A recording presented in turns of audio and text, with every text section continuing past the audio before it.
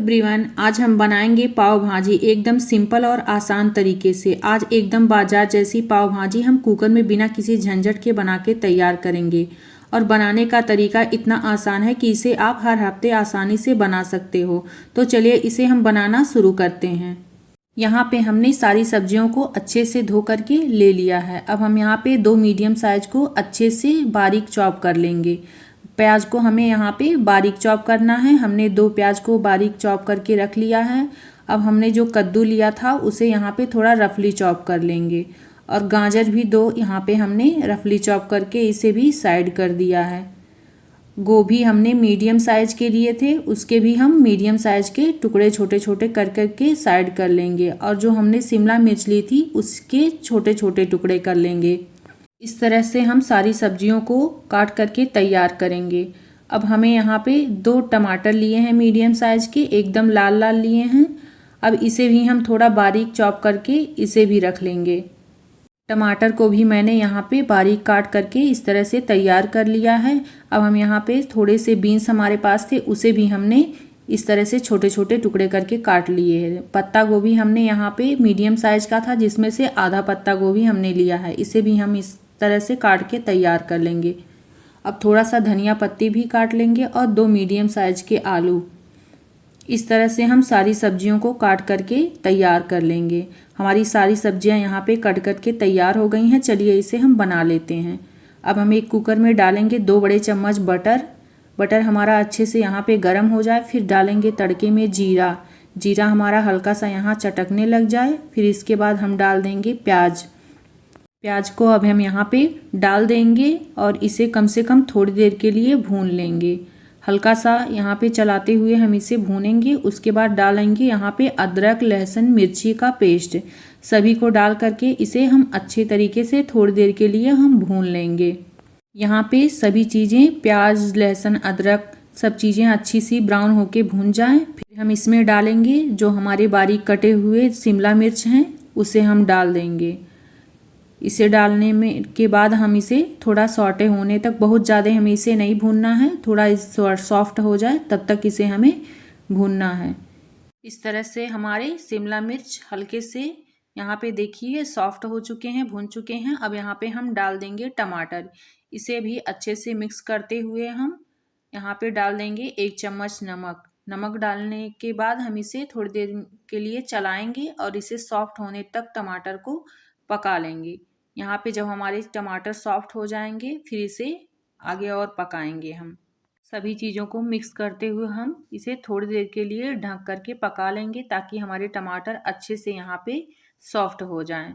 थोड़ी देर के बाद देखिए चेक करेंगे, हमारे टमाटर अच्छे से यहाँ पे सॉफ्ट हो गए हैं, घुल चुके हैं। अब यहाँ पे हम डाल देंगे 1 चम्मच हल्दी, 1 चम्मच धनिया पाउडर, 1 बड़े चम्मच कश्मीरी लाल मिर्च, 1 चम्मच नमक और यहाँ पे हम डाल देंगे 2 बड़े चम्मच यहाँ पे पाव भाजी मसाला। अब यहाँ पे सभी चीज़ों को अच्छे से, सभी मसालों को अच्छे से मिक्स करते हुए हम थोड़ी देर के लिए इसे भूनेंगे। इस तरह से चलाते हुए हम सभी चीज़ों को अच्छे से मिक्स करते हुए भून लेंगे। हमारा मसाला यहाँ पे गैस की फ्लेम को लो करके इस तरह से हम भून करके तैयार कर लेंगे। जब हमारे मसाले यहाँ पे अच्छे से तरीके से मिक्स होते हुए थोड़े से भुन जाए, फिर अब हम इसमें ऐड करेंगे सारी सब्जियों को यहाँ पे डालेंगे। इस तरह से हमारे सारे मसाले अच्छे से पक चुके हैं। अब यहाँ पे जो हमने सारी रफली चॉप करके सारी सब्जियाँ हमारी रखी थीं, कद्दू, गोभी और बीन्स, इन सब चीज़ों को डाल देंगे।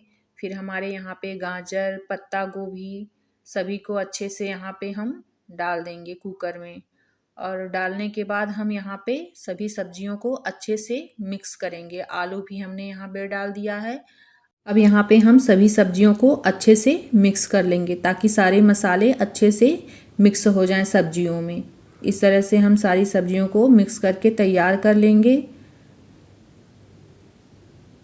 देखिए इस तरह से हमारी सारी सब्जियाँ अच्छे से धीरे धीरे मिक्स होके यहाँ पे तैयार हो गई हैं।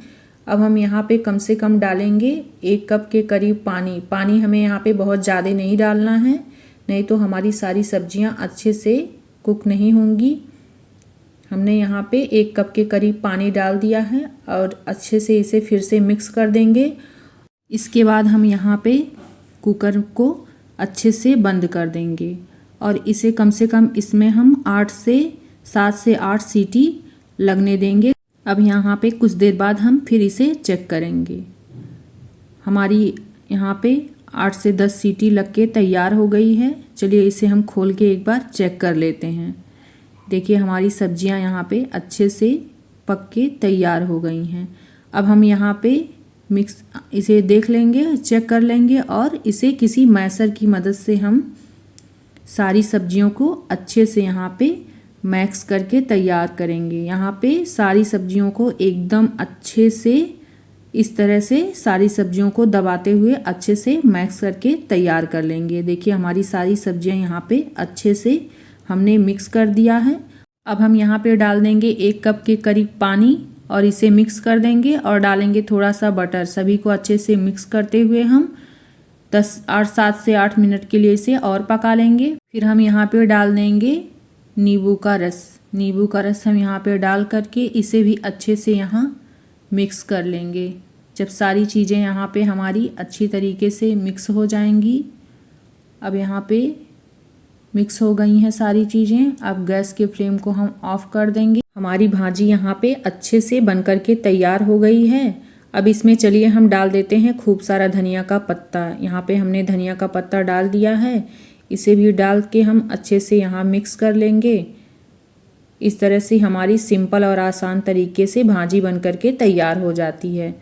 कम सब्जियों में भी आप भाजी बना करके बहुत अच्छे तरीके से तैयार कर सकते हैं। हमारे पास जो सब्जियां थी इतने में मैंने इस तरह से भाजी बना करके तैयार कर लिया है। हमारी भाजी यहाँ पे तैयार हो चुकी है। अब चलिए हम इसके लिए पाव सेक लेते हैं।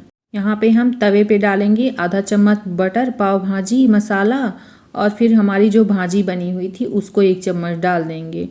अब यहाँ पे हम पाव को अच्छे से बीच से कट कर लेंगे और भाजी पे अच्छे से मिक्स करते हुए उलटते पलटते इसे अच्छे से सेक करके हम तैयार कर लेंगे। देखिए इस तरह से हम पाव को भी अच्छे से सेक करके यहाँ तैयार कर लेंगे और इसे अच्छे से हम प्लेट में निकाल के देखिए तैयार कर लिए हैं। इसी तरीके से हम सभी पाव को सेक करके तैयार कर लेंगे। देखिए इस तरह से हमारी सिंपल और आसान तरीके से पाव भाजी बन करके तैयार